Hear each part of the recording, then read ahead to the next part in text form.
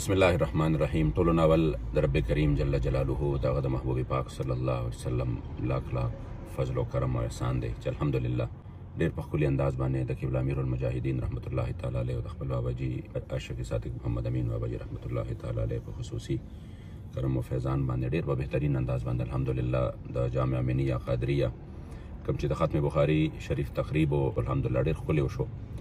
زه د دې ویډیو په ذریعه باندې لرې او نږدې نه راغلي زموږ په ډېر شارټ نوټس باندې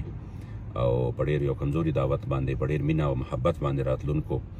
خپلو ګران قدر مشایخو علماو صلحاو عوام خواص تحریک ذمه داران کارکنان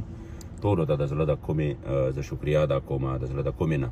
او انشاءالله تعالی